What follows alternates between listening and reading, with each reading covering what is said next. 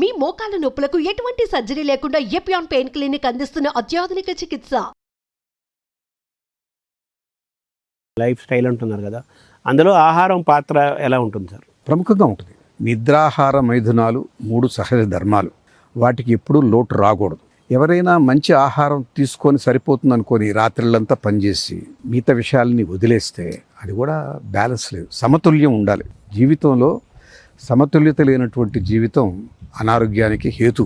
మొట్టమొదట రోగం అనేది ఎలా ప్రవేశిస్తుందంటే బ్యాలెన్స్ లేకపోవడం, డిస్ప్రపోర్షనేట్గా ఉండడం. 2 గంటలు నిద్రపోయి 12 గంటలు పనిచేసి బోర్డు సంపద పోగేసి పేరు ప్రతిష్ట సంపాదించి ఆరోగ్యంగా ఉంటాడంటే ఉండలేడు. 8 గంటలు నిద్రపోవాలి, 2 గంటలు మీ శరీరం మీరు కృషి చేయాలి, నడకో వ్యాయామం ఏదో చేయాలి. మనసుకి ఆరోగ్యం కోసంగా ధ్యానం చేసుకోవాలి. ఇంకా ఇప్పుడు ఇది మతం పరంగా చెప్పట్లేదు, నామస్మరణకే పరిమితం అయితే అది మతం. దాంట్లో అర్థం పరమార్థం చేసుకుంటే ఆధ్యాత్మికం. మనకెన్నో మంత్రాలు మన మహర్షులు ద్రష్టలు ఇచ్చారు. రామ మంత్రం, శ్రీరామ రామ రమే రామే మనోరమి. అది కేవలం రాముడిని మెప్పించడానికి మాత్రమే అనుకోకండి. రాముడు మెచ్చుకుంటాడేమో, నేను కాదన్ను. పదే పదే మన నామస్మరణ ఎవరు చేస్తే మనకు తృప్తి కలుగుద్ది. కానీ దేవుడు వీటికి అతీతం. ఆయనకి ఎవరో పొగిడితే పొగిడించుకోవాలని ఉండదు. అది మన స్వభావం, మానవ స్వభావం. మరి ఎందుకు మహర్షులు మనకి మంత్రాలు ఇచ్చారు? ఒక రామ మంత్రమే కాదు, గాయత్రి, 24 అక్షరాల గాయత్రి. ఇవన్నీ మనం స్మరణ చేసినప్పుడు, మనకు తెలియకుండానే వాటిని ఉచ్చరించినప్పుడు, ఆ అక్షరాలు పలికినప్పుడు మన నాలుక లోపల నోట్లో ఉన్నటువంటి అనేక ప్రాంతాలని, పెదాలని, అంగిటని, పక్కలని అన్నిటినీ స్పృశిస్తుంది. అప్పుడు వాటి ద్వారా సంకేతాలు వెళ్తాయి 72,000 నాడులకి. ఇది ఆరోగ్యాన్ని పెంపొందిస్తాయి. ఒక్కో మంత్రం ఒక్కో రకమైనటువంటి విధంగా పనిచేస్తుంది. అందుకే నామస్మరణ పూరిక కలిగి, ఆ ఎరుక కలిగి పలికితే, శ్రద్ధగా దాని మీద దృష్టి పెట్టి పలకవలసిన పద్ధతిలో దాని గుణం చాలా ఉంటుంది, దాని ఉపయోగం చాలా ఉంటుంది.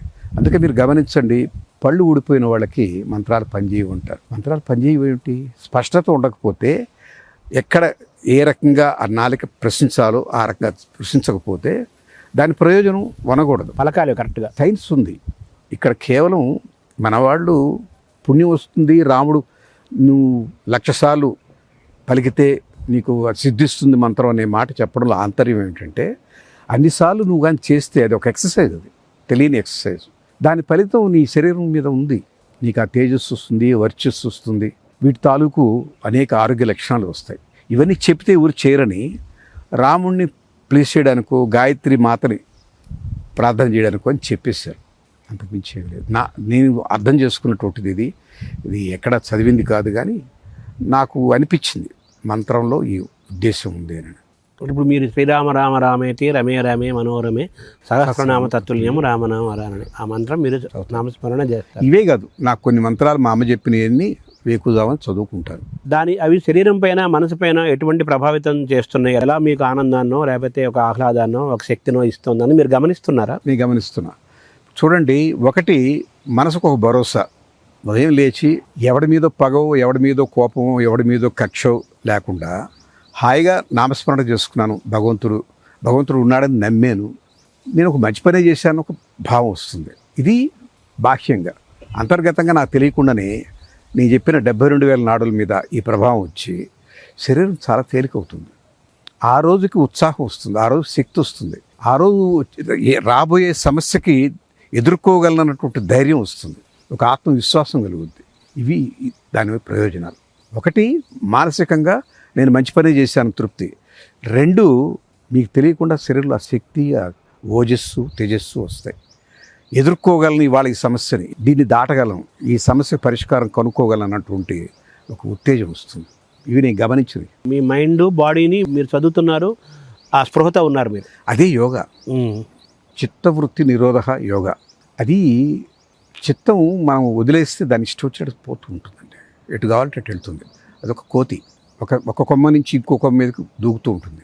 దాన్ని నిరోధించటమే సమస్థితి యోగం. సమస్థితి అంటే ఏంటంటే, మన శరీరం, మనస్సు 2 వేరు. ఆ రెండింటినీ ఏకీకృతం చేయాలి. ఆ రెండింటినీ ఏకీకృతం చేసినప్పుడు శక్తి మీకు ఇనుముడిస్తుంది. ఒక మంచి పర్పస్కి ఎక్కువ శక్తి కావాలి. చెడ్డ పని చేయడానికి ఎక్కువ శక్తే కావాలి. చూడండి, ఒక పగబట్టిన వాడు కేవలం వేరే ఆలోచించడు, ఒక్క లక్ష్యం మీదనే ఉంటాడు. అవును, రావణాసురుడు అదే ఉన్నాడు కదా. అదే రకంగా అర్జునుడు ఉన్నాడు బెస్ట్కి. ఆ ఏకాగ్రత రావడానికే యోగా ఆత్మలో ఉన్నటువంటి శక్తిని, శరీరంలో ఉన్న శక్తిని ఏకీకృతం చేసి దాన్ని గరిష్ట స్థాయికి తీసుకువెళ్ళి దాన్ని ఉపయోగిస్తే దాని ఫలితాలు అద్భుతంగా ఉంటాయి. మీ దైనందిన జీవితంలో మీరు యోగ సాధన చేస్తున్నారా? మీరు చేస్తున్నాం. అంటే ఏం చేస్తారు సార్ యోగ సాధన అంటే? అవి చాలా ఉన్నాయి, అన్నీ చేయలేము. మీరు చేస్తున్నవి యమ నియమ అష్టాంగ యోగాలు ఉన్నాయి, చాలా ఉన్నాయి. నియము. ఆ తర్వాత అన్నిటికన్నా ముఖ్యంగా ధ్యానం, ధారణ, సమాధి, ఇవన్నీ కూడా ఉన్నాయి. మీరు చేస్తున్నవి? నేను చేస్తున్నది ధ్యానం, ప్రాణాయామంలో 3 భస్త్రిక, కపాలభాతి, నాడీ శోధన, ఇవన్నీ కూడా ఏకాగ్రతకి బాగా పనికొస్తాయి. ఇవన్నీ మనసుకు సంబంధించినవి. ఈ మిగతా కొన్ని ఉన్నాయి ఆసనాలు, వాటి వల్ల శరీరంలో సౌలభ్యం, శరీరంలో ఒక సటిలిటీ, సపిల్నెస్, మనిషికి ఒక రకమైనటువంటి సులువు వస్తుంది. ఏ వైపున వంగగలరు, అక్కడికంతా రక్త ప్రసరణ జరుగుతుంది. మీరు కొన్ని అవయవాలు వాడకపోతే వాటిలో అట్రిషన్ వస్తుంది, అంటే అవి నిరుపయోగం, మా అవసరం వీడికి లేదు అనుకొని అవి కుంచుకుపోతాయి. నిద్రాహార 5 నెలలు అన్నారు కదా. అవును, పంచేంద్రియాలను వాడాలి, అన్నీ వాడాలి. ఏది వాడకపోయినా అనారోగ్యమే. మన అవయవాలకి అందవలసిన ఆక్సిజన్ తగిన మోతాదులు అందకపోబట్టే, అక్కడ రక్త ప్రసరణ సరిగా లేకపోబట్టే అక్కడ నొప్పులు, అక్కడ రకమైనటువంటి కష్టాలు వస్తాయి. ఏం చెప్పాలి, మనం అనుకున్నట్టుగా ఈ చెయ్యి వెనక్కిపోదు. ఎందుకంటే మీరు వాడలేదు దాన్ని. మీరు వేసేటువంటి భుజంగాసనంతో భుజాలు గట్టిపడతాయి, మీకు అక్కడ శక్తి వస్తుంది, వాటికంతా ఆ అవయవాలకంతా రక్త ప్రసరణ జరుగుద్ది, ఆక్సిజన్ వెళ్తుంది, అవి ఉపయోగంలోకి వస్తాయి. మీరు వాడకపోతే ఉపయోగంలో ఉండవు. మీరు ఏమేమి ఆసనాలు వేస్తుంటారు సార్ రోజు? ఒకప్పుడులాగా పద్మాసనం వేయలేదు. నాకు యాక్సిడెంట్ అయినప్పుడు ఫీమర్ బోన్ మల్టిపుల్ ఫ్రాక్షన్ అయినప్పుడు లోపల రాడ్ పెట్టారు. దానికి ఇక నాకు కూర్చునే సౌలభ్యం లేదు. కానీ ఆసనం కాదు, కానీ నేను కుర్జీలో కూర్చొని అన్ని రకాల ఆసనాలు చేస్తాను. ఈవెన్ సూర్య నమస్కారాలు కూడా కుర్జీలో కూర్చొని చేయగలను. అబ్బో, చేస్తాను. తర్వాత భుజంగాసన్, సర్వాంగాసన్ నాకు చాలా ముఖ్యం. సర్వాంగాసన్ వల్ల శిరస్సుకి రక్త ప్రసరణ బాగుంటుంది. సర్వాంగాసనం చాలా మంచి ఆసనంగా చెప్తారు కదా. అవును, సర్వాంగాసనం చాలా మంచి ఆసనం. భుజంగాసనం కూడా చాలా మంచిది.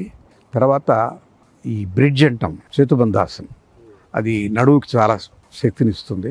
వంగిపోరు, మనిషి ఇంత వయసులో కూడా నిటారుగానే ఉంటాం, లేకపోతే ఇలా వంగిపోతారు. అది చేస్తాను. వీటన్నిటికన్నా ముఖ్యంగా అన్ని ఆసనాల తర్వాత ప్రశాంతంగా, దాని శవాసనం అనే మాట కరెక్ట్ కాదు, యోగ నిద్ర, అది కనీసం 5-6 నిమిషాల సేపు అలా ప్రశాంతంగా ఉండడమే చాలా ముఖ్యం. దానివల్ల ప్రశాంతత వచ్చేస్తుంది. ప్రశాంతత అనేది మొట్టమొదటి పునాది ధ్యానానికి. ఆ తర్వాత ధ్యానం చేసుకో. అది మీరు చేస్తుంటారా? చేస్తాను. ప్రతి దాని మీద దృష్టి సారిస్తాను. అంటే ఇట్ట చూడడం కాదు, అదే మనసు స్కాన్ చేస్తుంది, ఆటోమేటిక్ స్కాన్, అన్ని దగ్గర ప్రశ్నించుతూ పోతుంది. అంతా హాయిగా రిలాక్స్ అయిపోయింది, ఎక్కడ బిగుసుకోవడం అనేది ఉండదు. ఇలాంటి ప్రశాంత స్థితికి 5-6 నిమిషాలు పడుతుంది. 1 నిమిషం పడుకొని అయిపోయింది అని లేచిపోవడం కాదు. 5-6 నిమిషాలు కన్నా ఎక్కువ ఉంటే నిద్రలోకి జారిపోతాడు, అది మంచిది కాదు. యోగ నిద్ర అనేది సటిల్గా ఒక పాయింట్ వరకు వచ్చి స్పృహలో ఉండి రిలాక్స్ కావడం. ఆ తర్వాత ధ్యానానికి కూర్చుంటే ధ్యానం చాలా పర్ఫెక్ట్గా స్టార్ట్ అవుతుంది.